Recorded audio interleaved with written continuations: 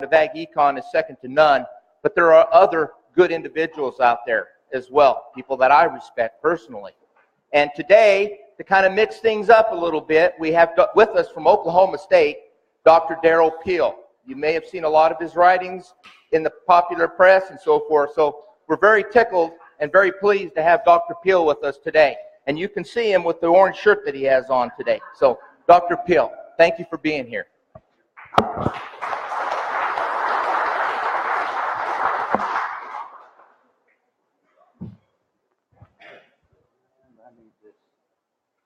Good morning. All right, we got a little bit awake, maybe enough coffee and sugar from the donuts to keep us going. It's a pleasure to be here. I did want to bring you a little bit of orange to start this otherwise very purple day, but we'll go with that.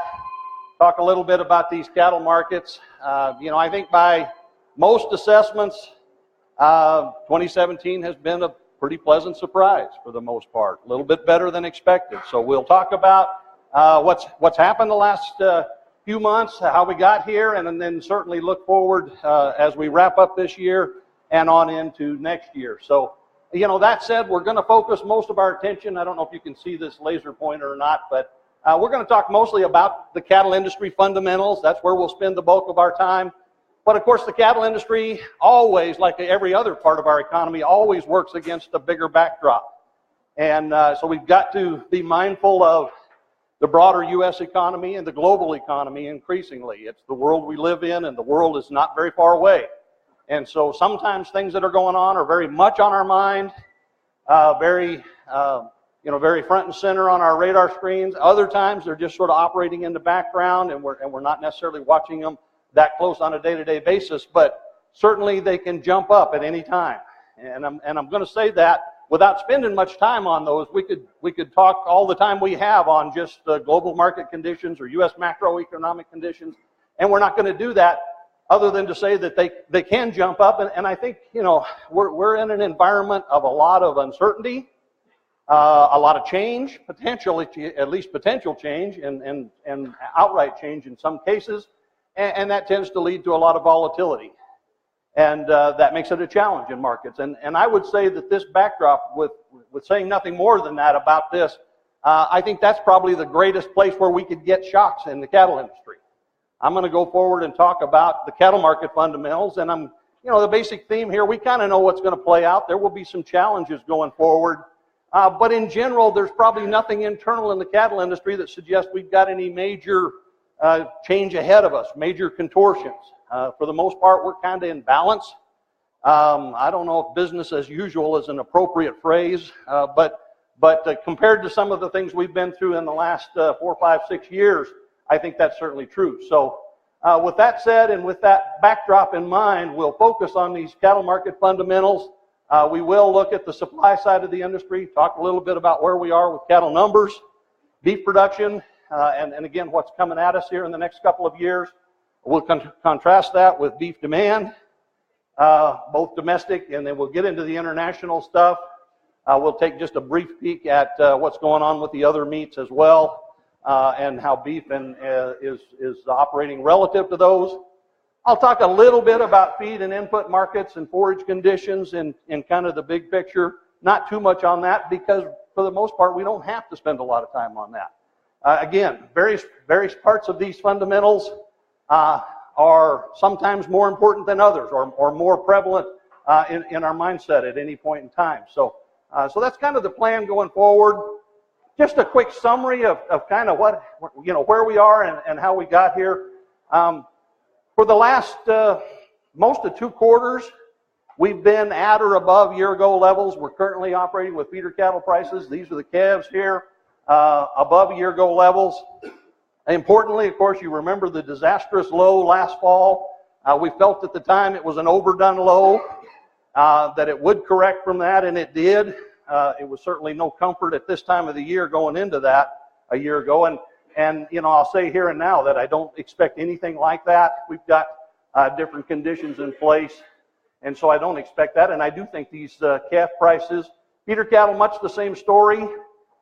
Stronger than expected, probably in the second quarter and into the early part of the third quarter, and we're still operating pretty flat. I haven't seen a lot of seasonal price pressure yet on these feeder cattle. It's probably coming to some extent because it is the seasonal tendency to see calves and feeder cattle drop as we move into October and November. So we'll probably see some of that seasonal pressure. We'll talk about supplies a little bit. We know that, just to jump ahead a little bit, we've got a bigger calf crop on the ground. We're going to have some bigger flows of cattle coming at us for the foreseeable future, not just this fall, but well beyond that. So we'll talk about that, and certainly then we'll come back at the end and wrap up with a little more specific look at prices, and specifically kind of look at what your stocker opportunities appear to be at this point in time. Fed cattle, same deal. Terrible low last fall. We did see recovery, and we often actually see some seasonal increase into the fourth quarter. I remember distinctly in January when we got this little pop-up, knowing that we had more beef production coming at us, we thought, that might be the high for the year. Could be. Well, then in March it went up again, and we said, well, now we're pretty close to the seasonal peak anyway. That's probably the peak. And then it went up again in April, and okay, surely we're at that peak. And, again, it just continued to surprise us. None of this was anticipated. It was a nice surprise. We have worked our way significantly lower. And if you take this peak as the seasonal peak, it's been a more dramatic than usual seasonal decrease. That's probably overplaying it a little bit. Most of what we've seen has been seasonal in nature. The last 2 or 3 weeks, fed cattle have struggled to put a bottom in this thing for the late summer. I think we're there, but we really can't say for sure at this point in time. It looks to me very much like we've probably seen this cash fed cattle market bottom, and we'll find some legs again as we go forward. And again, you'll see specific price forecasts here at the end. Excuse me. Box beef market obviously is tied very closely to the fed cattle market. Similar kind of story. We had a higher than expected peak in here in the second and early third quarter. We've come down dramatically from that, and we've struggled in the last 3 weeks or so to see this box beef market also stabilize. We do expect that that's happening. We haven't seen it rebuild from that. But we probably will see, again, from a seasonal standpoint, a little bit of rebuilding of those fed cattle prices, or this box beef price, as we move through the fourth quarter. That would be the seasonal tendency. Lastly, before I move on to beyond this kind of summary or overview, cull cow prices have followed a pretty seasonal pattern this year. They stayed stronger a little longer in the summer, perhaps, than the real seasonal tendency. Oftentimes they peak from the November lows, and they will increase to the following May and June. They've held strong. There's good lean beef prices behind that in the hamburger market that have helped keep these cull cow prices. They will, of course, have their rather pronounced seasonal low as we move through October and into November going forward. Here's the drought map at the current time. Lots of issues up in the northern plains. The drought has been very severe, has gotten bigger, has moved a little bit farther west from where it was earlier in the year. Lots of problems up there in terms of forage, hay production, losses of pasture due to fires, and so on. So, plenty of issues there. There's a little dryness developing in the Midwest right now, but it's this time of year, so that's probably not going to be a major issue. Certainly we'll watch it as we go through the winter into the spring. And there's some dryness, as has been noted in Kansas as well. And so, as Dale noted, we're not very far away always from having some significant issues. So for the most part, that said, at least in the bigger context, forage conditions are pretty good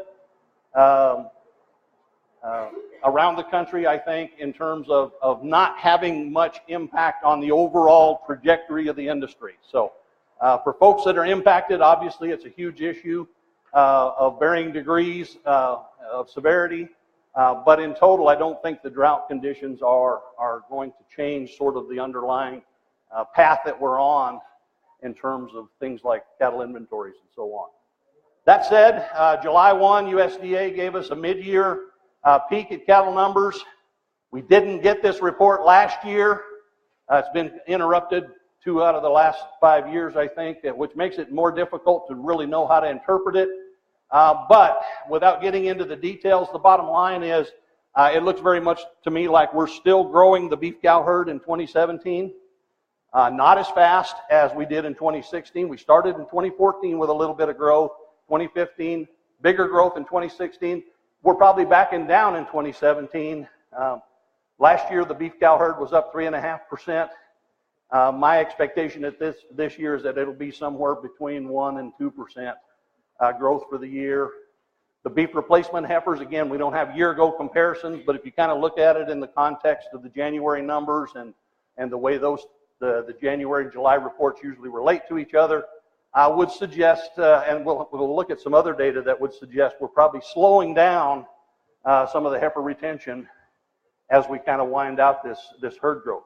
USDA predicted the 2017 calf crop at 36.3 million head. That would be a 3.5% year-over-year increase. Actually, I don't have it quite that big. I think that might be a little bit bigger than it really is, but nevertheless, we're going to have more calves. We've got more calves on the ground right now, so we have a bigger fall run of calves coming, and that'll certainly play into our expectations for prices as we move forward this fall. Cattle on feed, we've slowly added a little bit to feedlot inventories this year. A month ago, August 1, we were about 4% above a year ago. We'll get another cattle on feed report tomorrow. General expectation is that we will actually pull down that in terms of a year-over-year increase, probably more like 103. It'll still be above a year ago levels, and I expect it to be above year ago levels for many months now as we work through the bigger numbers that are out there and coming toward us.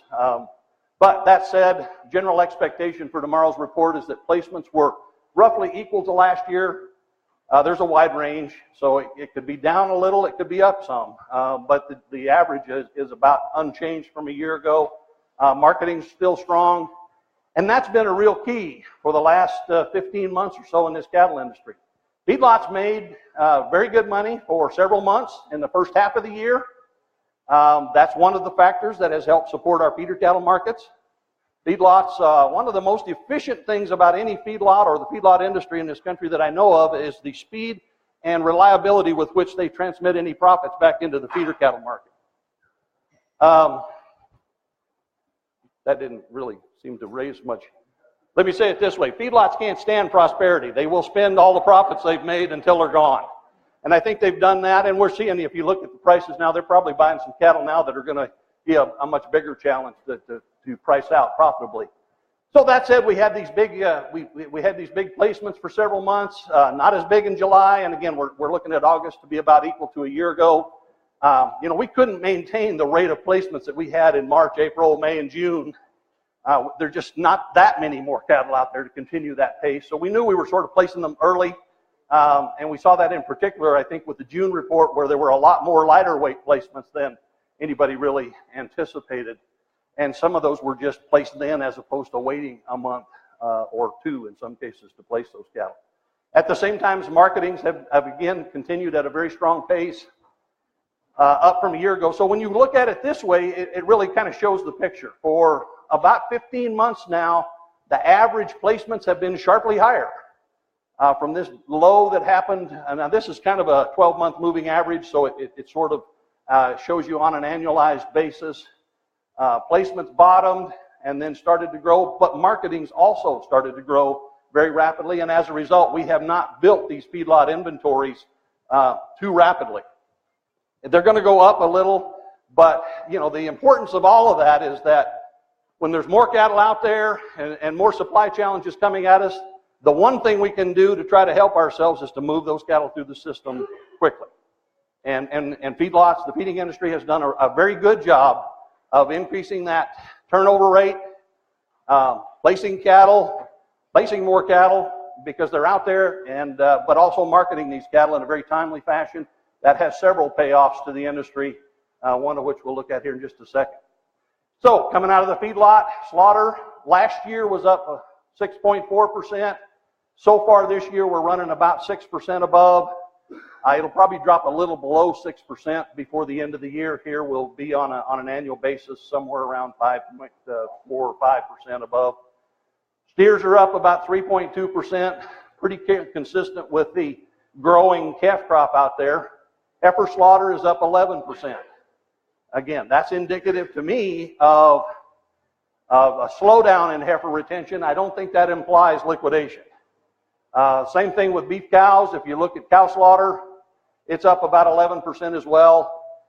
That's not the kind of slaughter level we would have if we were liquidating the herd. It simply means, in fact, what it really means on the cow side is that we're getting back to normal culling levels.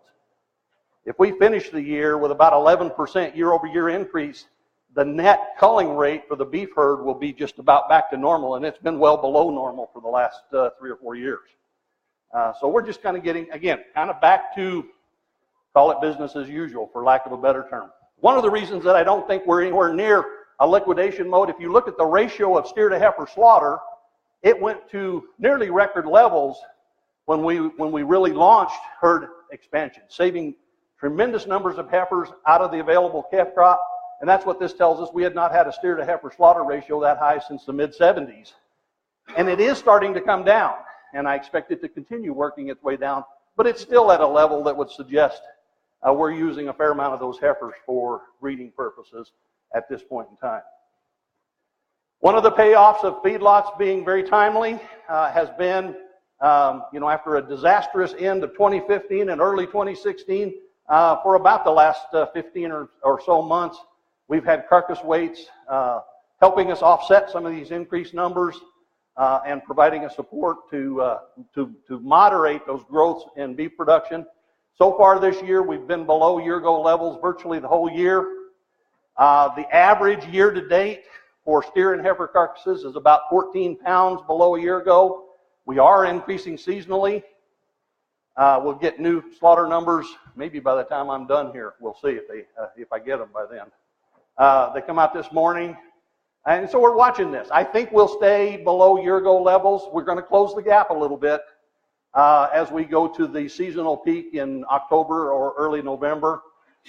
And when it's all said and done, the year-over-year annualized carcass weight difference will probably be about 8 or 9 pounds. But that's a very important help to, again, moderate beef production. 8 or 9 pounds times 27 million head of steers and heifers slaughtered is the equivalent of a whole bunch of carcasses. So that's a big help to us. That said, there's a lot of numbers here. I apologize. These are our current projections for 2017. With beef production up about 4%, pork production up about 3%. Broilers, we've been scaling this back a little bit. Looks like they'll be up somewhere between 0.5% and 1% more than likely. And total meat supplies coming in a little smaller than we projected 6 months ago, about a 2% increase year over year. So that's 2017. 2018, again, these are current projections. They do change, obviously, as we get additional information. We're looking at about another 4% increase in beef production next year. With the pipeline of cattle we know that are out there and are coming. Pork production probably up another 3% as well. Broilers about flat next year at this point is the way it looks. And if that all comes about that way, we would be, for the first time ever in this country, a little bit over 100 billion pounds of total meat production in this country. We thought we might get there this year. We're not going to quite make it, I don't think, but we will go over it more than likely for next year. So, again, there's plenty of supply challenges out there with beef kind of leading the way right now in meat growth, meat production growth, but the other meats providing plenty of supplies as well. Certainly there will continue to be some challenges from that standpoint. However, if you look at retail consumption, domestic U.S. consumption projections for last year and for this year, you'll notice that beef for both years, coincidentally right now, we've got the same number on them, growing less than 2%. Pork production this year basically flat, as is broilers. So total meat consumption this year is projected to be just almost unchanged, perhaps up slightly. Next year, same sort of picture, very similar. Broiler consumption could actually be down, while beef and pork consumption will be up. These are up significantly less than the percent increase in production. And that illustrates the impact of the trade on our industry. Okay, that net effect of product flows helps us move some of that meat offshore and offset a significant amount of that increased production. And so that's the other component that will be very important. Just very quickly, I won't spend much time on this. Choice select spread has followed a seasonal pattern, but in a fairly exaggerated way. Typically, it's at its smallest in February. It will have a little peak here in the end of the second quarter. Had a fairly pronounced peak this year, and then a very pronounced fall to this second low, lower than usual, but it has come off of that already and is starting to increase seasonally as we go through the year. So obviously, those kinds of things are very important if you're marketing cattle into some sort of a value-based marketing at this level. Retail beef prices, we've got both choice and all fresh. You can look at all fresh includes the mix, consumer mix of choice and select products. Very similar story. Of course, they peaked at the all-time record prices in 2015, had generally been working their way lower until we got into 2017. They've actually gone up most months this year. I don't really expect that to continue happening. Again, there will be some additional pressure as we go forward. But it's one indication potentially of a very strong beef demand, recognizing that supplies are growing and retail prices are holding in there. Even more so if you look at the ratio of beef to chicken up here in the red line. Again, we're holding a ratio there at the grocery store level that would suggest beef is still selling very well. We're moving more product through the system and yet holding those prices. That's a sign of good demand. Beef to pork is the blue line down here. Similar story. So, from that standpoint in general, domestic beef demand looks to be very strong. Obviously, will be very important as we go forward and throw more meat at that market in the next couple of years. Kind of summarize this part of it. The beef cow herd has been growing since 2014. I don't think it's done in 2017. 2018, kind of a work in progress, I guess. Wait and see. I would not be surprised if we don't see a little bit of growth, but we could be talking 0.5% or something like that in 2018. Perhaps we'll just be flat. We might be done by the end of 2017. Beef production, when you look at slaughter numbers and carcass weights, it started up last year. It's up again this year, up again next year. If we get to that level, that will be just a little bit over 27 billion pounds. That will be a new record for beef production in this country as well. As part of that record total meat production, beef production will be at that level. That said, beef consumption in the U.S. is starting to grow. This really is a measure of supply, at least net supply in the domestic market. And so it's been declining for a number of years as beef production was declining or again, domestic supplies were declining. It's starting to grow. It's nowhere near a record level because even though our population doesn't grow fast, it is still growing. So record beef production next year with a bigger role for trade and a few more people. Again, domestic consumption goes up. There will be some challenges there in that market, but not really anything terribly dramatic. Okay, let me see if I can finish up here fairly quickly with a little bit on trade, and then I want to talk about your current market conditions here. This is just a big picture view of the global beef market. Top 10 beef producing and consuming countries. And you can look at that. I'm not going to go through them all. The U.S. is the biggest total beef producing and consuming country in the world. You can look at the others. I would note that China makes these lists and has for a long time. We'll talk about China. Obviously, we've got a lot of interest in that going forward. Brazil, EU, so on. Most of the countries that are on the production list are also on the consumption list. That's not surprising. That's the way most food markets work. People learn to like what they can produce. And that's pretty much true across the board. So that's just a backdrop here of sort of where we are. These things have changed positions, and we've seen some things change in these lists. Here's a relative size. So what does all that mean? Well, the U.S. is the biggest, Brazil number 2, European Union. China's over here, India, Argentina, Mexico and Australia, pretty similar, Russia and Canada. So you get an idea of the relative size of these countries, for the most part, that are on that list we just looked at. Now, if you look at the trade list, it's a very different list. So the biggest exporting countries, the biggest importing countries, and this one shows more change from one year to the next. There's been a lot of dynamics in these import and export markets. There will continue to be some dynamics in these markets. So India and Brazil are the two biggest exporting countries. They're about tied. In fact, India's had a little bit of slowdown, so when it's all said and done this year, they may be very close or could even fall slightly below Brazil. But 1 and 2, Australia's number 3, we're number 4, New Zealand, Canada, Uruguay, Paraguay, and so on. Mexico is a close neighbor. They now make the list of top 10 exporting countries. They were not on that list just a few years ago, so that's one of the changes. On the importing side, the U.S. is the biggest beef importing country in the world in total. China is currently number 2. We'll look at that. That's a dramatic change in just the last few years. Japan, South Korea, Russia, Hong Kong, and so on. India, won't talk about much. Surprises some people that they're a big exporting country. Recognize that most of this meat is actually water buffalo, but it's classed generally as bovine meat. And it trades for the most part in markets that we aren't involved in at all, so there's very little direct competition, if you will, with India. They're sort of in a completely different segment of the world. That said, India is working very hard to get their meat into China. And if that happens, and if we're successful in getting into China, then that would be really the first time that we would be in a situation where we would be competing directly with them in a sizable market. China, as I said, has been a major beef producing and consuming country for a long time in total. Chinese per capita beef consumption isn't very big, 10 or 12 pounds, but there's a lot of capita. Okay? And that's something you need to keep in mind. I call this the law of Chinese markets. You know what the law of Chinese markets is?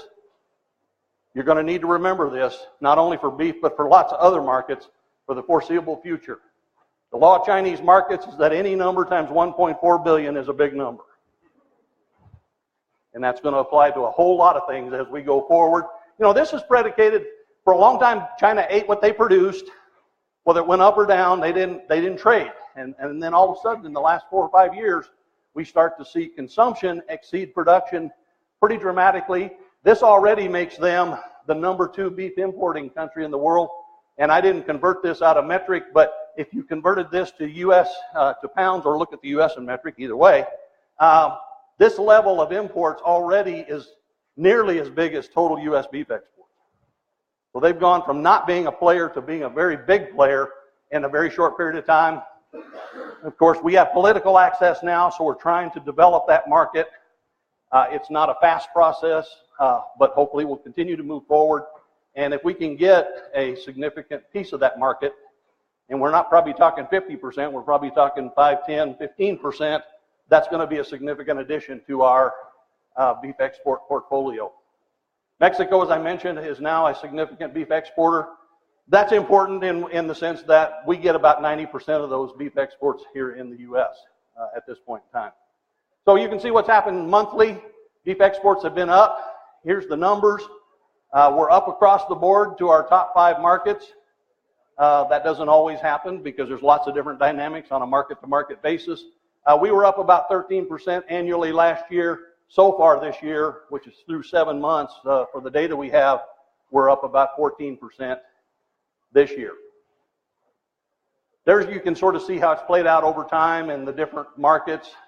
If you just look at the total, again, we're projecting an increase for 2017, and at this point, an increase for 2018. Now, that said, we are, looking at NAFTA. We're potentially looking at the South Korean Free Trade Agreement. So there's some uncertainty there. We could see some changes that might impact this going forward. That's where some of that uncertainty comes into play as we go forward. Byproduct values.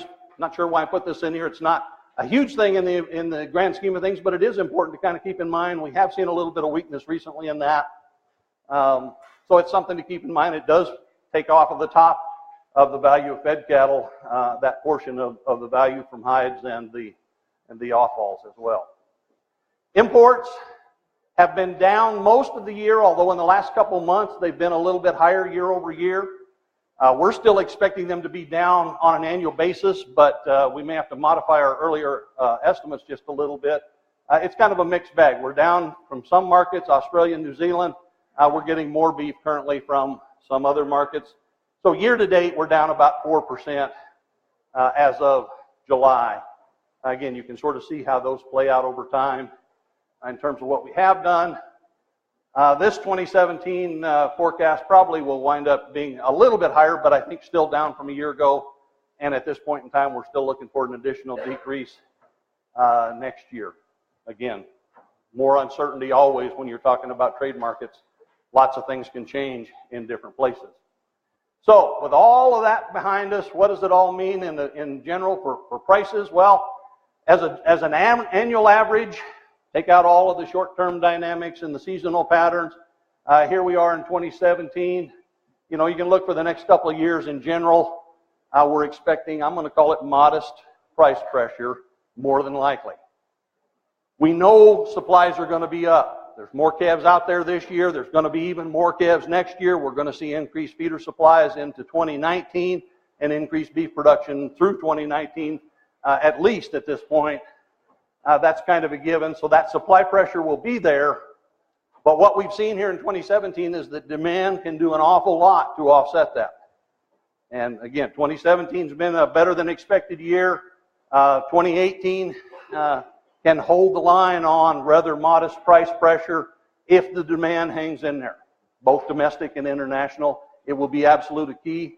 Again, we pretty well know what supply is going to do, and so the question mark, the thing we keep an eye on is the demand side of the equation.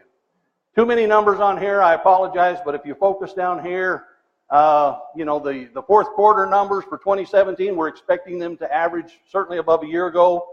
That's not hard to do with that awful low last October, but I guess the important point there is we're not expecting to repeat that in any way as we go forward. And again, for 2018 across the bottom, whether it's calves or feeder cattle or fed cattle, you know, somewhere in that 2.5 to 5 or 6% price pressure on an annualized basis is what we see at this point in time. In all honesty, I suspect there's more downside risk than there certainly is upside potential, given the supply situation. And again, the real key will be the demand to moderating this growing supply situation. Okay, last little bit. This was actually the slide that I included in the proceedings. You'll have a chance to look at some point in time, I think. This was Kansas average prices as of September 11th, and I think your Kansas average includes 3 markets. And you see that, of course, we normally expect this price line to have a downward slope to it. Prices are lower on a per unit basis as cattle get heavier. But what you see there is a fairly pronounced bend in that thing at about 550 pounds and actually a bit of a flat spot, okay? That has very important implications for you as stocker producers. As you well know, if you buy calves right at the point of that bend in the market, the first 100 pounds of gain has virtually no price rollback, okay? That's kind of telling you that the market's offering you more to look at that. If you buy these lighter weight calves, you're going to incur a fairly significant price rollback in the first 50 to 100 pounds. Then it flattens out, and then you go on out here with a fairly typical looking price relationship for the big feeder cattle. That was a week ago. This last Monday, I grabbed them again, and look at what's happened. The big feeder cattle price hasn't changed a lot, slightly higher out here if you get way out to the big end. The very lightweight calves a little bit lower, but look what's happening in the middle. Just exactly what I would expect to happen when stocker producers say, you know, there's a little bit of a hole in that market at 550 pounds. Those calves are relatively undervalued a little bit, and what happens? You go out and start buying them, and you start filling in that hole. And that's the kind of thing that happens in the stocker industry. That's the kind of way you look at what this tells you, especially about your buying opportunities depending on how much flexibility you have and where you can jump in this market. Take all those numbers and calculate a bunch more numbers. Again, I apologize for the amount of numbers on this table, but last week's prices, so I did this last night, I think, based on this last week's market average for Kansas. So you got your prices over here, dollars per head. Now this is at this point in time, okay? So this looks at what the market's telling you about value of gain if you were buying and selling at the same time. Obviously you don't do that. You're going to buy now, you're going to sell them at some point in the future. So this isn't telling you overall about your budget or your profit potential until you factor in your expectations for later sale. But it is telling you how the market's valuing these calves at this point in time, how the market is valuing gain in these cattle at this point in time. So now what you see across here, on average, it's running from about $1.15. I'm using these yellow boxes. That's 250 pounds of gain for whichever one of these calves we want to buy and start with. And the value of gain runs from about 115 to about 125. It's pretty consistent this week across all those weights. Sometimes there will be a lot of difference between the light weights and the middle weights, or the light weights and the heavy end of the stockers that we would be looking at potentially buying. Right now there's not a huge amount of difference, but you can kind of take this as a beginning point. Again, it really focuses on the buy part of the deal. Then you have to look out there, what's your expectations at some point in the future when you're selling these cattle, and then that leads you, of course, to a risk decision, which is different than this fundamental buy-sell decision. You've got to do all of it at some point in time. Last piece of this I'll show you. This is something I've done for a number of years. This is the same chart of this week's prices in Kansas. If you look at the price of these 825-pound steers, that's what feedlots are paying today for those cattle. And you plug in a 75-cent cost of gain, I think that's in the ballpark of where we're at right now.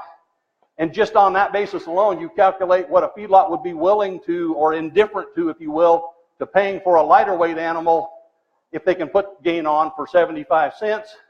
So that blue line gives you sort of a feedlot break even for lighter weight cattle relative to the heavyweight cattle. And you look at that and you say, well, the market's well below that still. Even though we filled in part of that break in the market this last week, they're still a lot lower than theoretically what feedlots can sell or could pay for cattle. That's typical this time of the year. Feedlots, for the first time in a lot of years, have more cattle to work with, and in the fall of the year, they always have more big feeder cattle, more yearlings coming off of summer grass to look at, and so they can be a little more choosy. And all else being equal, most of the time, feedlots would rather feed bigger cattle rather than little cattle. Okay, feedlot manager told me 40-something years ago, the only thing a feedlot hates worse than a dang calf is an empty pen. So we feed calves when we have to. We don't feed them as much when we don't have to. In the fall of the year, we typically have more yearlings to pick from, and right now we've got overall growth and supplies of cattle. So feedlots are not interested in owning these lighter weight cattle right now. That's basically what that's telling you. That's a direct signal for stocker producers to step in and provide that. Okay, that's your job. You're always going to be in the business of reacting to what feedlots are doing, what they decide to do. That's going to give you your signal on what where the opportunities lie for you. So this is just another way to look at that and kind of tie what your stocker industry signals are relative to what the feedlots are looking at. With that, I'll stop. If you have any questions, I'd be happy to take them. If we have time, somebody will tell me when to sit down. So not hearing that, if there's any questions. I do write a weekly newsletter along with Glenn Selk. Many of you are familiar with him from Oklahoma State.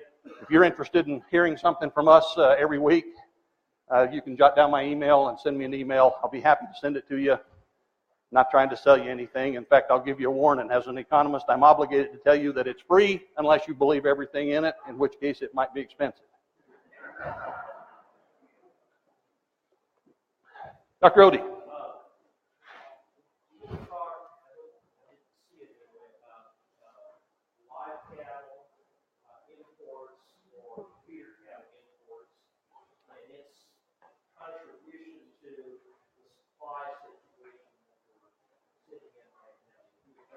Okay, I will. His question was, and I didn't, and I normally do have a slide in here on Mexican cattle imports and Canadian cattle imports.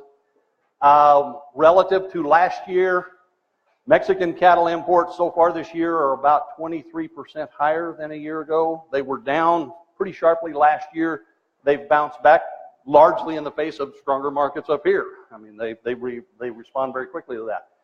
Cattle imports on the Canadian side, of course, is a mixed bag of feeder cattle and fed cattle. And I can't remember the breakdown off the top of my head. I'm remiss in having not reviewed those numbers. The total imports are down. If I'm not mistaken, the feeder cattle imports were down again. They were down sharply last year. But I think at this point we're getting a few more slaughter cattle relative to what we got last year. That's the way I remember it until I can fire up my computer again. And I apologize for not having those in there. I normally do. I think I was just worried about time. Yes, sir.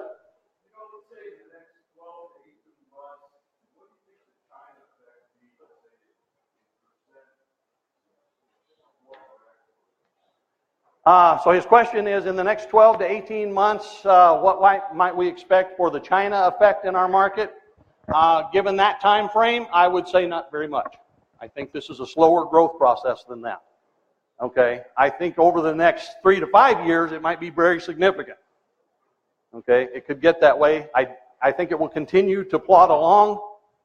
When you look at the conditions of access that we have, you know, we made a big deal out of getting access. That was just the political part. That doesn't guarantee you got a market, and in this case, there are some strings attached to that access anyway, in terms of some of the technologies that we typically use that we can't use, in this case, growth implants and the beta agonists. But also, you just have to go get that market. We've been out of it for a long, long time, and so typically, it takes a while to build that market share. So we're going to be working at it, both from the supply standpoint in terms of qualifying cattle and meat for that market, at the same time trying to develop the demand on the other end. And you know, I think there's enormous potential for that longer term, but I don't think it happens all that fast. Yes, sir.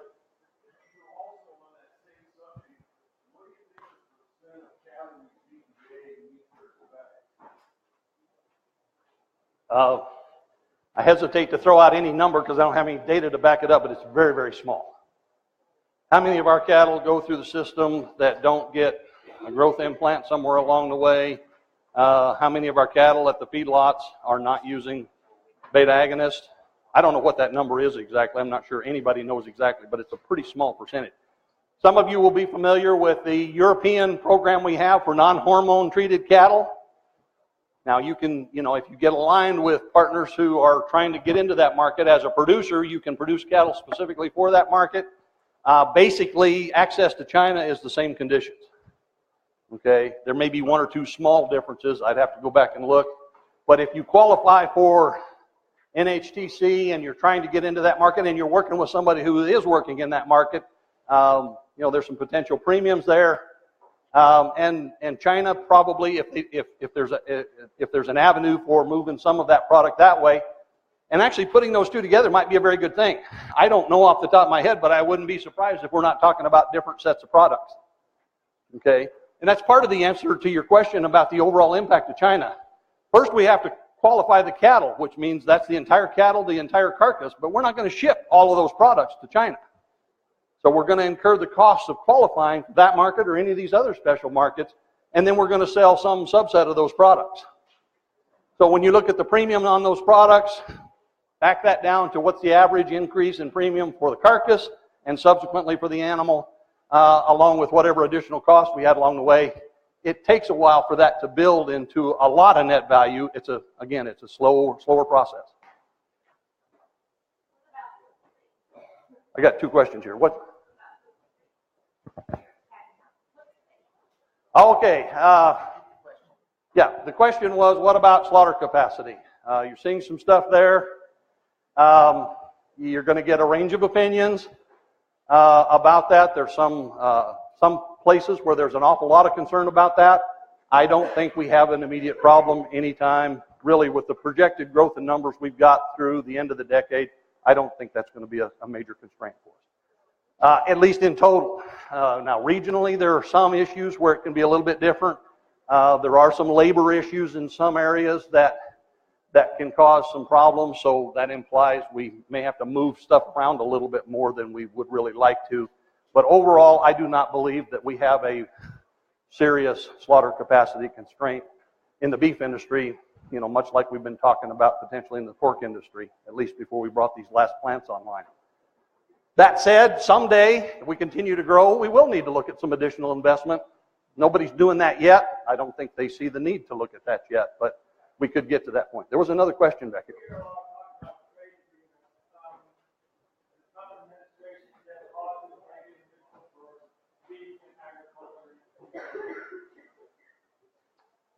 Say the last part again.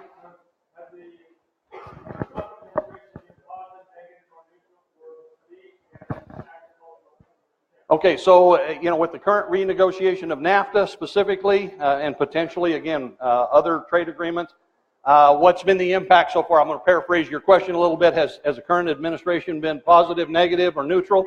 So far, we've not really made any changes. I think we've made a lot of people nervous on both sides of the issue. I think we're still very nervous about it. In terms of NAFTA, the beef industry, there's really not much you could do that would help the beef industry. We've got it about as good as it can get, so the risk is to the downside. It doesn't have to happen, but you just never know what's going to happen when you're trying to negotiate some things you want in other areas. So I think right now we're just nervous, kind of holding our breath. If nothing changes, then we're okay. But the uncertainty itself is certainly a drag on the market to some extent. Yes, sir. I noticed in your chart that broiler production was up very modestly. We're not used to that. Is their profitability very narrow right now? Is that why they're not growing that? So the question was, why is the broiler industry not growing the routine 2% a year or 2.5% a year, like taxes and broiler growth, that we had for years and years? It's been a little more variable the last few years. The broilers, and I don't remember the percentage off the top of my head, but their export component has been much weaker this year. Of course, we went through avian influenza a couple of years ago that had a negative impact on trade, and frankly, it's been a struggle to recover some of that market. So I think that's been where more of the weakness lies. Of course, we don't get to export chicken legs to Russia right now because we're still mad at each other over the Ukraine and things. So I think those are probably the biggest reason there's a little bit of sluggishness in that chicken market that you would look at. If you look at, I got a ton of wholesale meat charts and all that, which I look at, but I don't have time to show y'all. Broiler meat, or breast meat, has been, I think recently been a little bit above year-ago levels. The one that's been a surprise this year is chicken wings are just on fire again.